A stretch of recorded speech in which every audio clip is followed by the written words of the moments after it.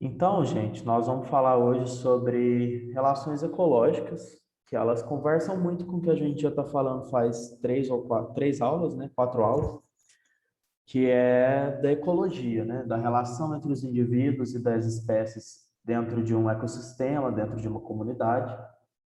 E a gente vai ver então nessa aula que, além toda aquela questão ali de cadeia e teia alimentar, a gente tem outras formas de interação entre os indivíduos de espécies diferentes ou da mesma espécie. E é isso que a gente vai começar a falar hoje.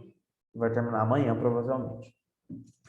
Então, essas relações ecológicas, elas são interações que esses indivíduos vão ter, e essas interações, elas podem gerar benefícios, malefícios ou serem diferentes.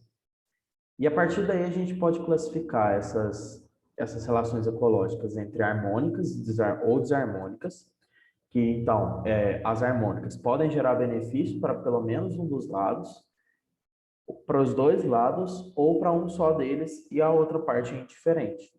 E as relações desarmônicas, elas têm pelo menos uma relação, um indivíduo ou uma espécie que vai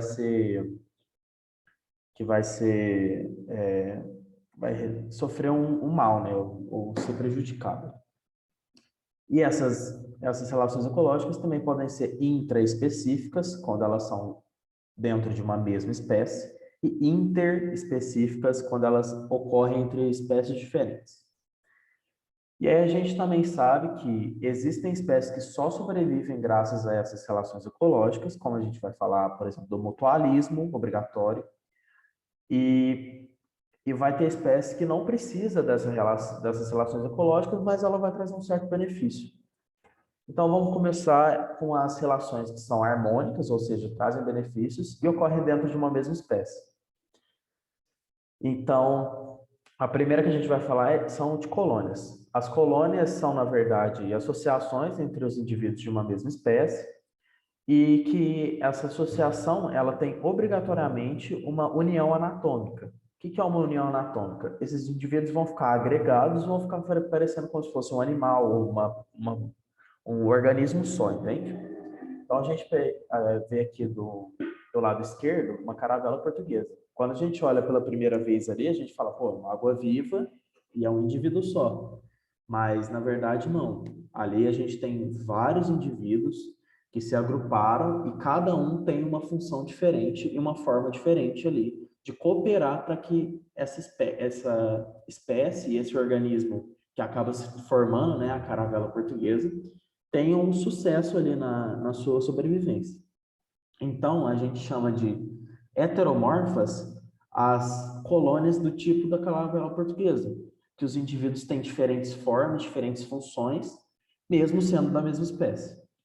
E a gente vai chamar de homomorfas aquelas colônias que têm indivíduos da mesma espécie, mas que eles não têm uma diferença muito gritante de forma ou função.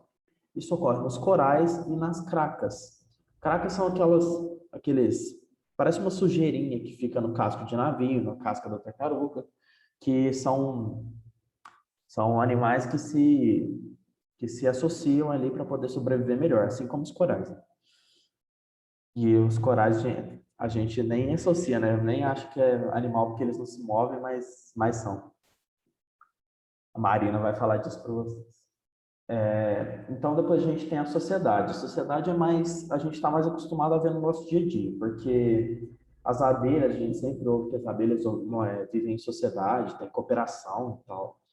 E a diferença de uma sociedade para uma colônia é justamente no fato de que numa sociedade a gente não necessariamente tem união, não, aliás, não tem união anatômica. Ou seja, os indivíduos não vão se agrupar para formar, entre aspas, um único organismo. Na verdade, eles vão ter funções diferentes, muito provavelmente têm funções diferentes, e eles têm diferenças anatômicas entre si. Então, eu coloquei até uma figurinha aí de um exemplo das abelhas, que são aí o exemplo mais palpável que a gente tem aí, de que a rainha, que é a única fêmea que é capaz de gerar indivíduos, ela tem um tamanho maior, ela tem uma diferença ali na disposição das listas, por exemplo, dependendo também espécies de abelha, é claro, porque existem milhões e milhões de espécies, centenas de espécies de abelhas.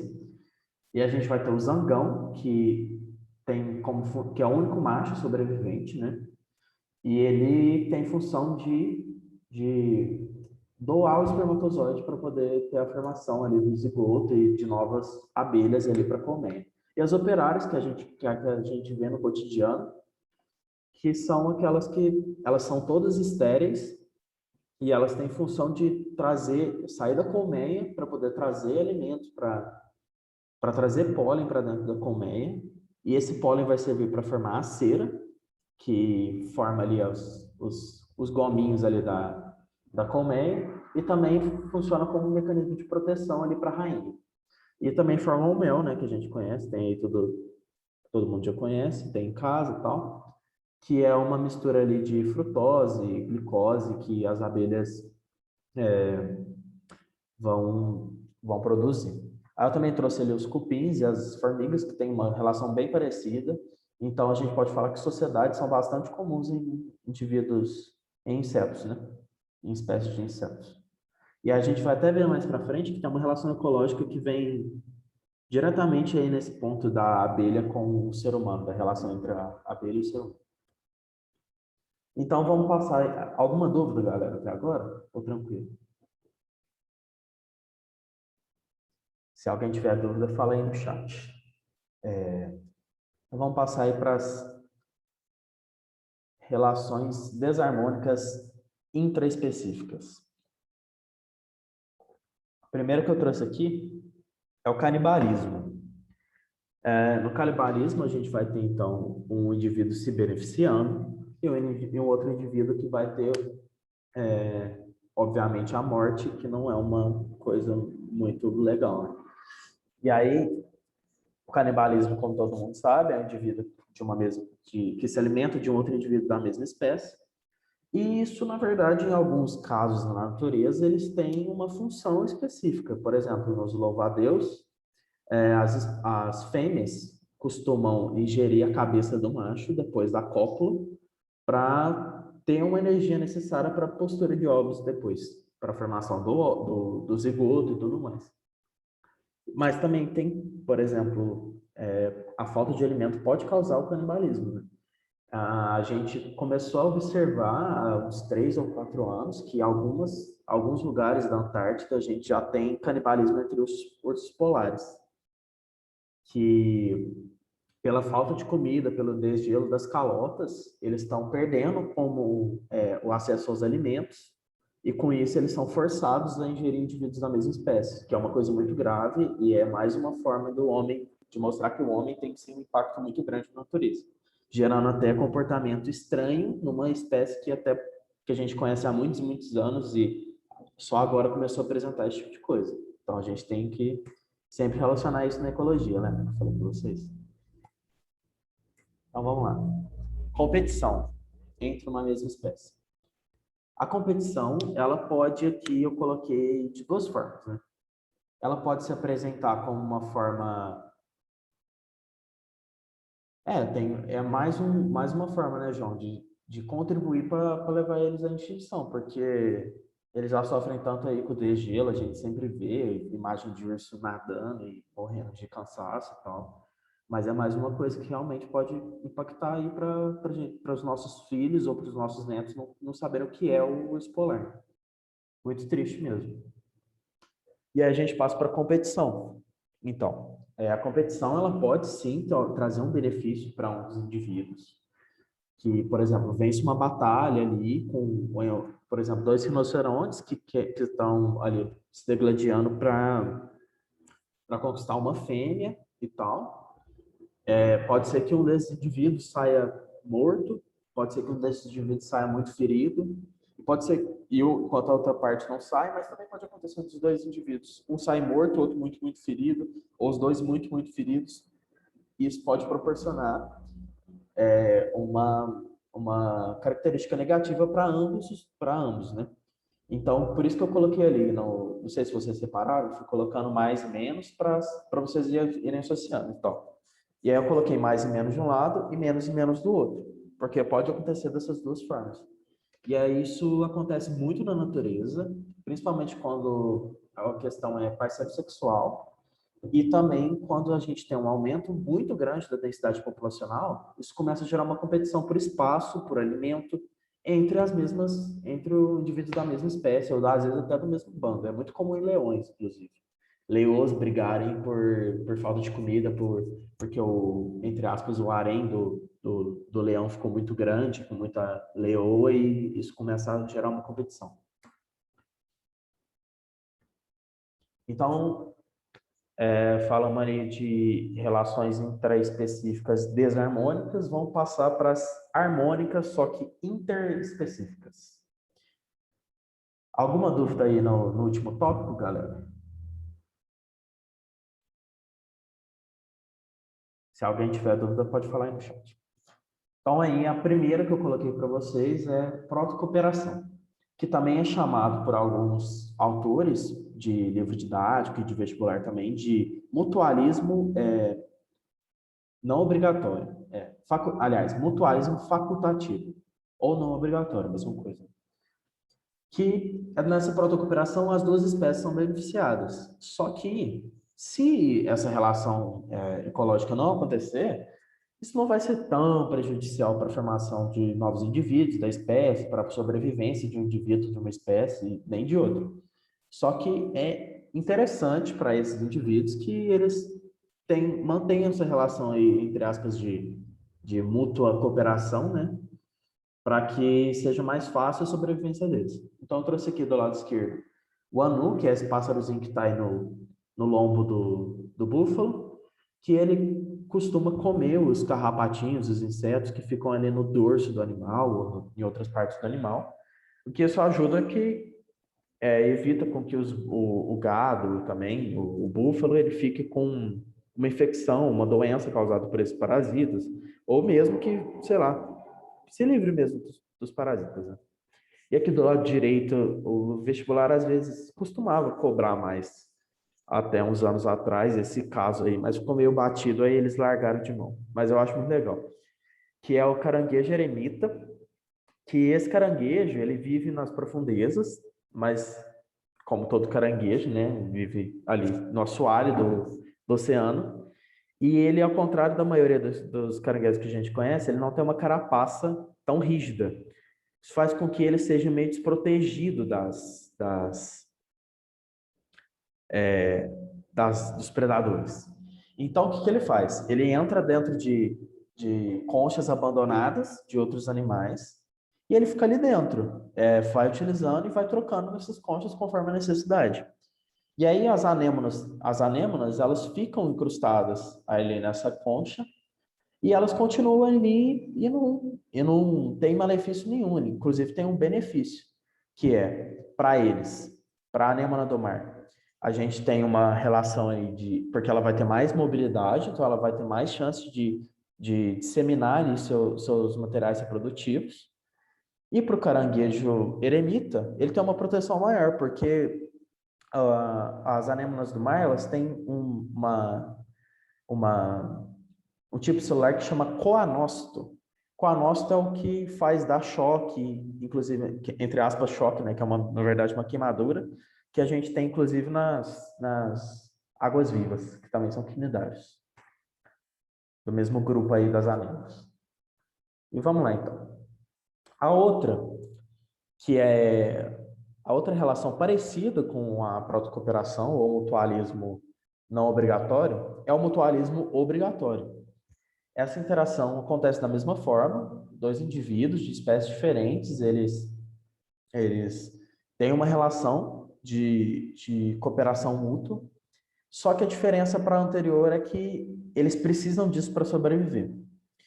Os principais exemplos que o vestibular gosta de trazer as leguminosas, então, feijão, soja, amendoim, vagem, ervilha, todos esses vegetais aí que a gente agrupa nas leguminosas, nos legumes, porque as sementes deles estão dentro de uma baga, igual à vagem, que chama legume, que aí tem, nas raízes dessas plantas, eles têm algumas bactérias. Vocês estão vendo aqui nessa figurinha do lado esquerdo, que tem meio que uns carocinhos assim nas raízes? Então, esses carocinhos, na verdade, são colônias de bactérias envolvidas ali pelo tecido da planta e que eles vão proporcionar um componente de nitrogênio que é muito importante para o crescimento da planta. Então, as bactérias, elas têm um lugar para sobreviver, elas só sobrevivem debaixo da terra e elas só sobrevivem em associação com as leguminosas. E as leguminosas, se não tivessem associação com esse gênero de bactéria, elas não teriam o suprimento de nitrogênio. A gente vai falar daqui a 2 aulas como que ocorre essa dinâmica aí das leguminosas também, porque é muito, muito importante. Aqui do lado direito a gente tem as micorrízas, que é uma coisa um pouco parecida, que são associação de fungos e plantas maiores, que os fungos vão proporcionar uma sustentação melhor para essa planta e também o suprimento de nitrogênio. E as plantas, por outro lado, vão fornecer nutrientes para elas poderem fermentar e tudo mais, para eles poderem fermentar e tudo mais. Os líquens, que são associação entre algas e fungos, todo mundo já viu, né? Na árvore, em algum parque, alguma coisa do tipo.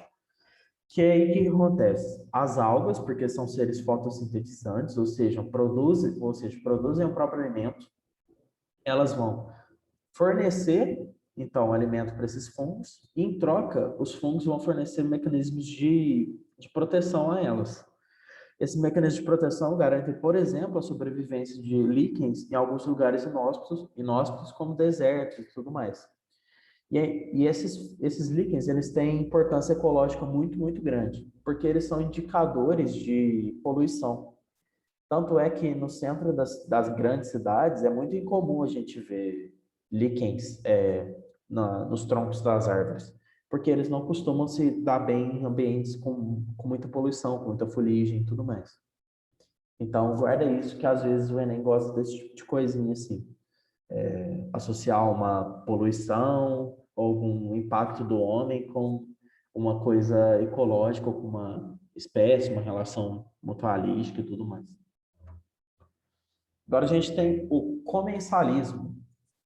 O comensalismo, ele acontece entre duas espécies diferentes também, em que existe uma espécie que é beneficiada, que é a espécie que a gente chama de comensal, e a outra, que a gente chama de hospedeira, meio que não importa muito para ela se tem um indivíduo ali ou não. E ela normalmente a gente associa o comensalismo com alimentação, procura por alimentos e tudo mais. Por exemplo, as rêmoras ou peixe-piloto, elas se associam e ficam nadando junto com os tubarões, porque quando o tubarão pega uma presa, uma foca, alguma coisa do tipo, essas rêmoras elas estão ali do lado para pegar todos aqueles pedaços de carne que saíram ali para poder se alimentar. E aqui do outro lado, o peixe-palhaço e as anêmonas também têm essa mesma relação de comensalismo.